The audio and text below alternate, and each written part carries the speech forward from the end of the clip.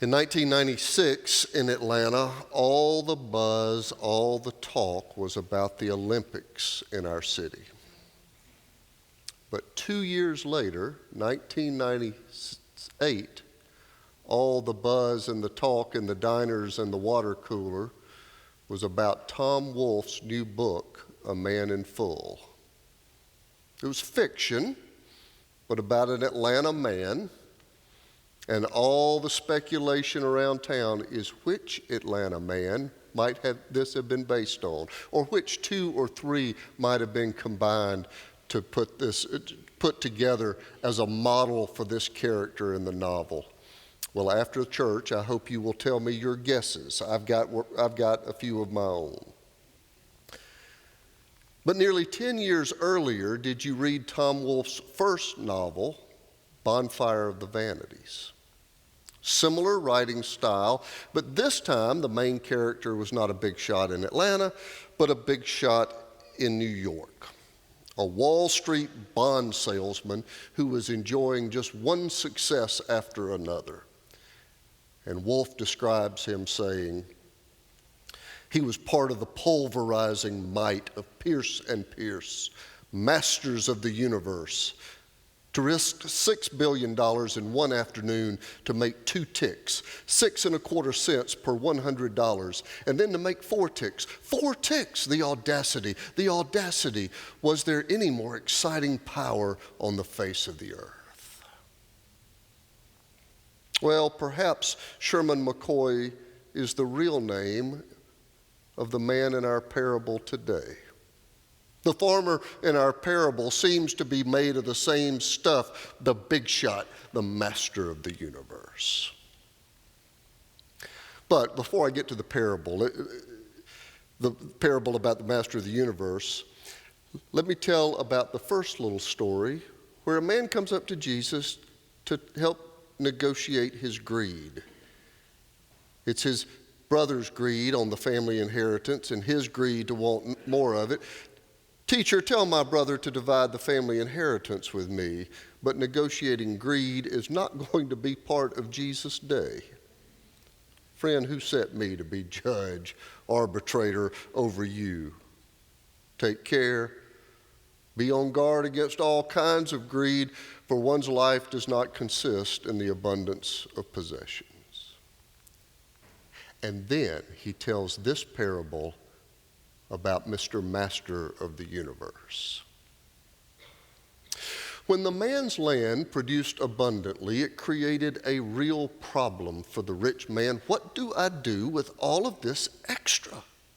It can be a burden. I emailed a friend once. I hadn't seen him in a long time. I sent him an email and I said, look, we're overdue for lunch. Let's get something on the books. What have you got open? And he emailed me back and said, it's going to be a while. He said, I'm in Cashers all this week at the mountain house. They're having to put in a new deck. Then he said, owning 3 homes can be a real hassle. There seems to be something that needs doing all the time at one of the homes. It can be a burden what to do with all of this extra. The man had a real problem on his hands. And the parable lets us inside his head. We get to hear the conversation he has with himself about what to do with all of this bounty. As I read it again, lean in and listen for the refrain. This is a conversation with himself. It is about himself. This is a monologue. This is all about him. It is his stuff, his problem, his accomplishments, his bounty. So when I read, listen for how many times he says, I, me, my. This is about him. Bless his heart, what will he do? And he thought to himself, what should I do? For I have no place to store my crops. Then he said, I will do this. I will pull down my barns and build larger ones. And there I will have a place to store all of my grain and my goods. And I will say to my soul, Soul, you have ample goods laid up for many years. Relax, eat, drink, and be merry. Master of the universe, and I have too much stuff. And I'll not just build another barn, I'll tear down the old one. It was last year's model anyway. I'll build a bigger barn for my grain, my stuff. And then I will just relish in my stuff. And then, I will gloat in all of the goods and the accomplishments and relax and eat and drink and be merry. And like Sherman McCoy in the book, we don't like this guy already. He's set up in the story to fall hard, and there's a part of me that kind of looks forward to his fall from his high and snotty perch. But I need to be careful here. It might be too easy. What I'd love to do is put him in the spotlight of the parable, and then we could just point and chuckle. I'd love to keep my distance and just act like this parable is intended for other people. It's just too easy for me in my modest townhome to pick on a buddy who complains about having to keep up 3 big houses. Too easy to cast the light of this parable on just those who have private jets, the masters of the universe. But the parable might really be about all of us. I got a gut punch on this topic once. There were 4 of us sitting out on the back deck into the evening, 4 buddies, guys at my friend's house. We were talking about mostly nothing.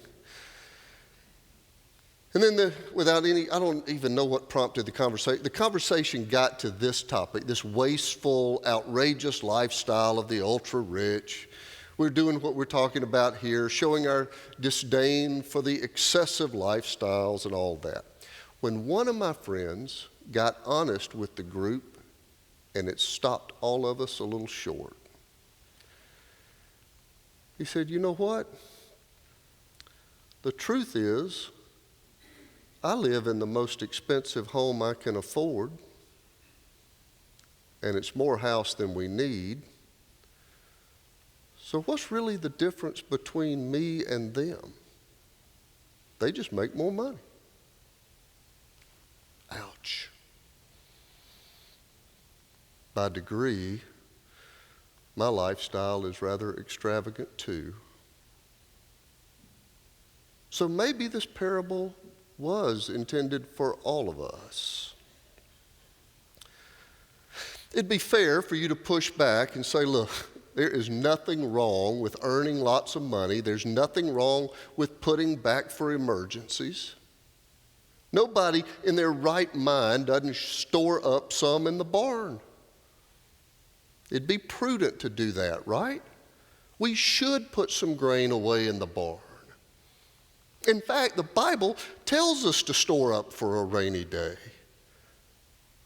Remember, for instance, chapter 41 of Genesis talks about saving for a rainy day. It's the story that says that there are going to be years of plenty throughout the land. There are going to be years of famine throughout the land. So Pharaoh should appoint a man to take 1/5 of the produce in the years of plenty, put it back in reserve for the years of famine. The Bible urges us to caution and savings.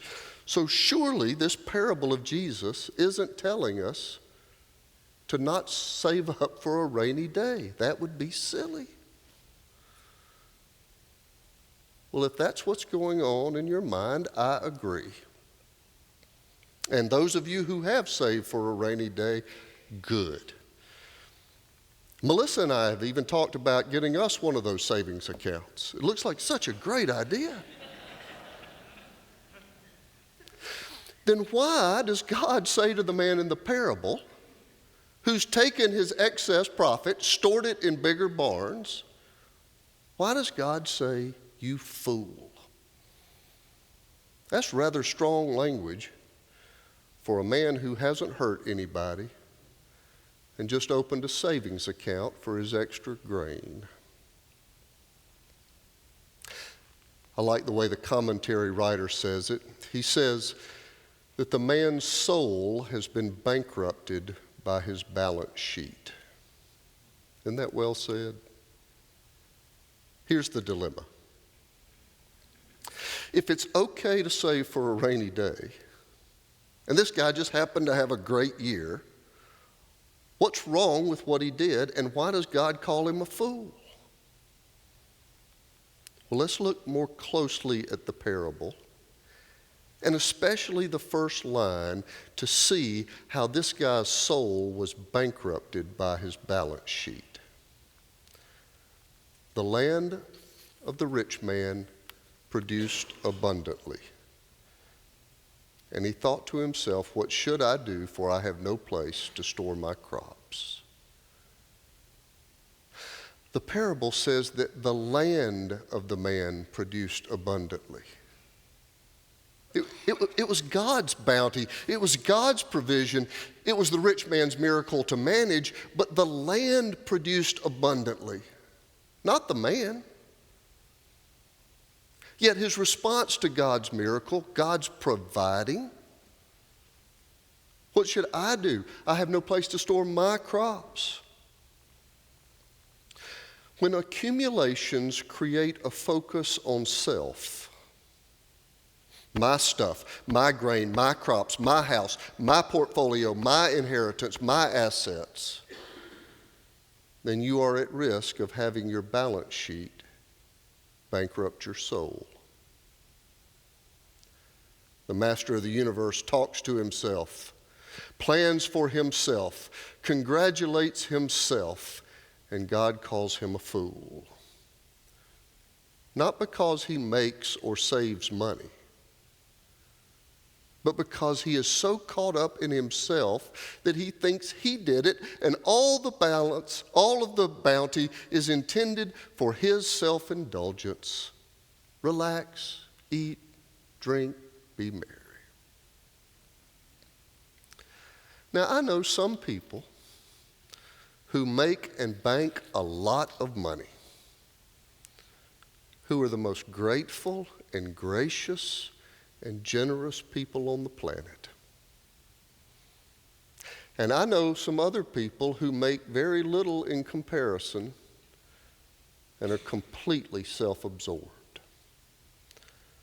The size of the barn is not the variable. It's the insatiable need for a bigger barn. Me, mine. That's what leads to bankruptcy of the soul. You might think that church giving is tied to income. It's not. Giving is not related to income, it's tied to gratitude. Those who understand that the land produces the increase, that God is the one who provides, always move to generosity.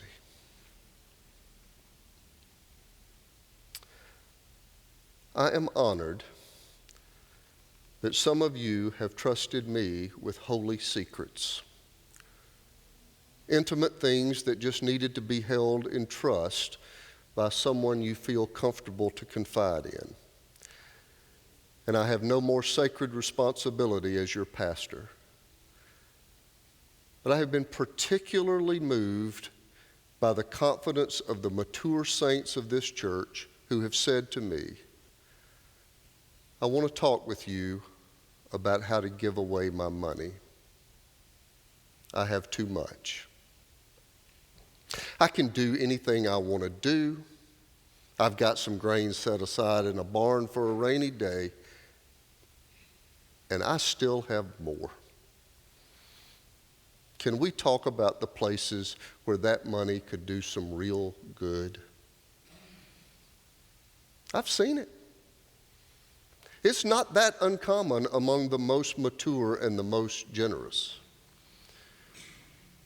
And then there are other people who say, what should I do? I have no place to store my crops. I will pull down my barns. I will build bigger ones. And there I will store my grain and my goods. And God says, You fool. And the most mature and the most generous are certainly not always those with homes in Aspen and Swiss bank accounts.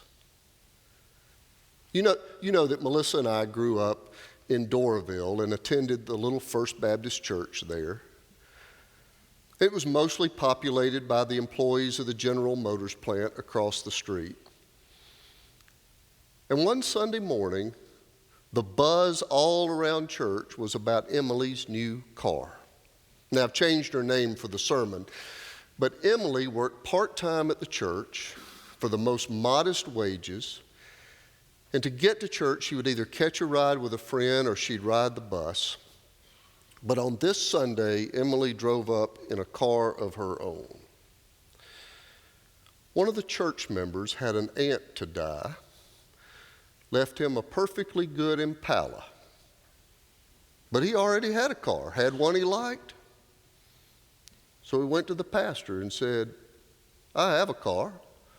Emily doesn't have a car. Would you make sure Emily gets this Impala without knowing who gave it to her? Can you imagine? He could have just added on to the garage. Same church, different story. 1994, Melissa and I got married in July. In August, we loaded up the green Ford Pinto, went to seminary in Wake Forest. We had a nice little apartment on campus. We were doing fine.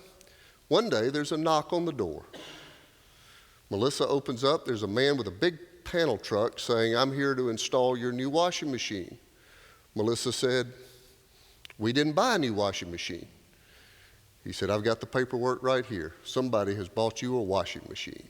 I'm here to install it. About 15 years later, my pastor pulled me aside and told me which woman on a fixed income bought us a washing machine.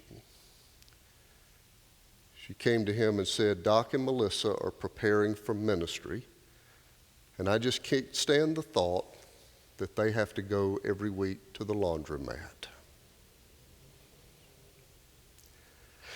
In every case of generosity, these people could have torn down their barns and built bigger barns. Me, I, mine, me. And God says, fool. It's not about the size of the paycheck or the size of the savings account. Generosity begins with the humility of knowing that God produces the grain and the excess grain, and we are fortunate stewards of that harvest. And generosity is the nature of God, and we are our best selves when we act like we have been made in the image of God. We are most fully alive when we are generous. Some people choose to let their balance sheet bankrupt their soul. But there are others, and I've seen it. There are others in the economy of God who are generous, and in that economy, everybody gains from an act of generosity because everybody becomes richer in some way, and nobody gets called a fool. Let's stand and sing.